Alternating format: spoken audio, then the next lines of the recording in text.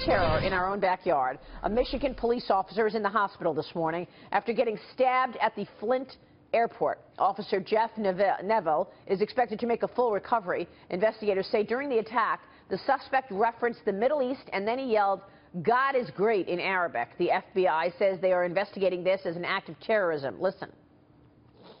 Time will tell over the next several days whether anyone had any knowledge of this, but at this time we view him as a lone wolf attacker. I think it's suffice it to say he has a hatred for the United States and a variety of other things which in part motivated him towards coming to the airport today to conduct this act of violence. The 49-year-old suspect is a dual citizen of Canada and Tunisia. Here's a picture. He's charged with committing violence at an airport. Joining us right now is former CIA analyst, senior policy advisor for the Counter-Extremism Project, Tara Miller. Tara, good to have you on the program. Thanks so much for joining us. Thanks for having me. Your reaction to what took place?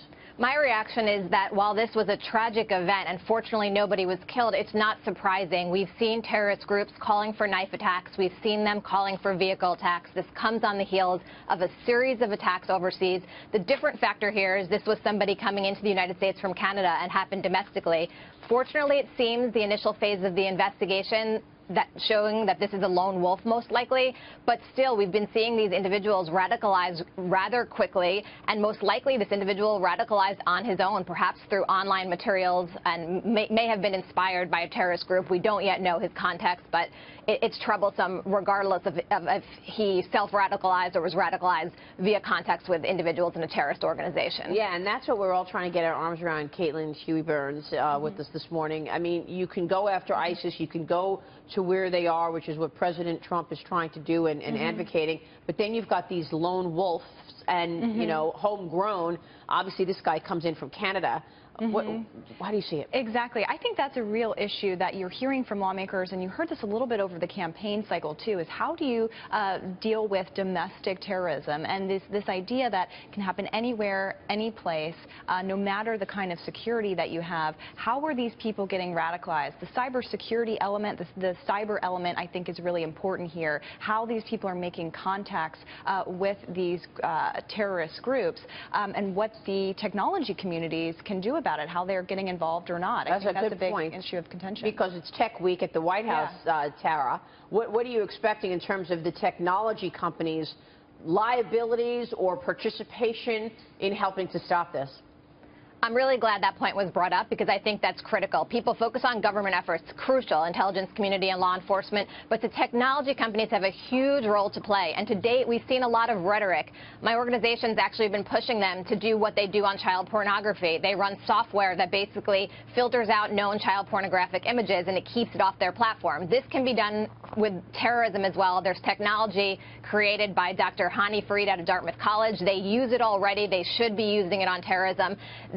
I think the momentum is building now after a series of attacks where online radicalization has played a role. I think you see people getting upset about this content online. Advertisers have pulled their money in places like YouTube, for example, because their ads were running before problematic content. I think we're seeing the tides turn. I hope the administration will, you know, push the technology companies on this. It's going to take government pressure, public pressure, and, to be honest, advertiser pressure to get them to start changing their policies. It's not a freedom of speech issue. They all have terms of service. Beheading videos, graphic, brutal ISIS radicalization propaganda violates their terms. It should not be on their platforms. Yes, Tara, Don Peebles, don't you think also that, one, it's not lost on anyone that this was a person who came into the country legally? So the fact that people who are coming into the country legally are also committing these acts, I think we ought to be mindful of that. But also, aren't we in the media, you know, continuing to, by covering this and continuing to cover this during this 24-hour news cycle, are we contributing to this increase in terrorist acts, especially domestically here? By giving them a platform, you're saying? Yeah. I'm not sure if we're contributing to it, but you are right. We are giving them a bigger platform than they might otherwise have. Part of the attack process is the propaganda value, is to show that they can carry out these attacks, they can do them in various locations.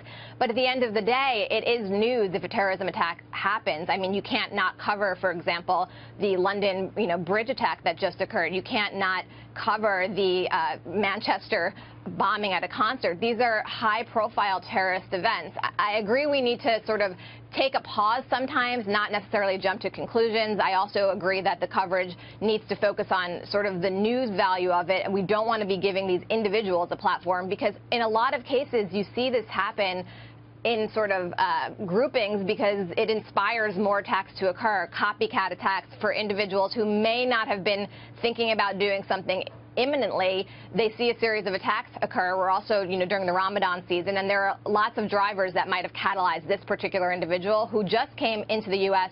recently. Yeah. Tara, let me ask you about the Taliban. The Taliban released a second video purportedly showing 2 American and Australian captives abducted last August.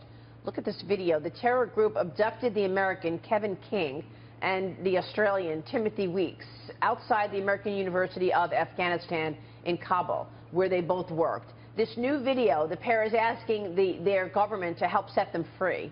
What should the U.S. do about this? Hostage cases are one of the most tragic and difficult cases for the U.S. government. President Obama created a hostage recovery fusion cell, and there's been a significant amount of improvement in terms of working with the families and coordination between the FBI, the CIA, and law enforcement officials. We've broadened our policies, but these are difficult cases. There's special forces raid options on the table, although in this case I believe one failed under the Obama administration, and those come with substantial risks, not just to the U.S. forces, but to the hostages themselves.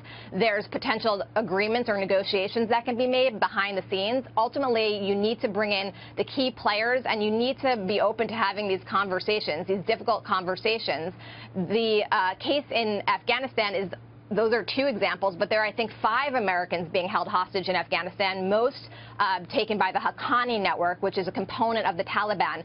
And, the U.S. government behind the scenes probably is working with Pakistani partners and others to try to see if there are leverage points. But hostage cases are some of the most heartbreaking and difficult cases because of the nature of, and we don't necessarily know their location. When you say one failed, are you talking about the Iran deal, where the U.S. paid Iran, so much money in cold, hard cash and in brown paper bags, and suddenly we got hostages released? No, I meant that in this particular case for these 2 hostages in the video, I believe there was an attempt by the Obama administration to try to rescue these 2 that had failed previously, which was in press reports today. Just pointing that out as an example. We also saw that, unfortunately, with the Kayla Mueller case, where there was an attempted rescue that also failed. These are very difficult cases, more difficult than regular special forces raids to kill leaders, because you want to preserve, obviously, the life of the hostage, and you don't want the raid itself to trigger the death of someone being held. Right. Tara, great insight. Thanks so much. Thanks for having me. Tara Maller joining us there.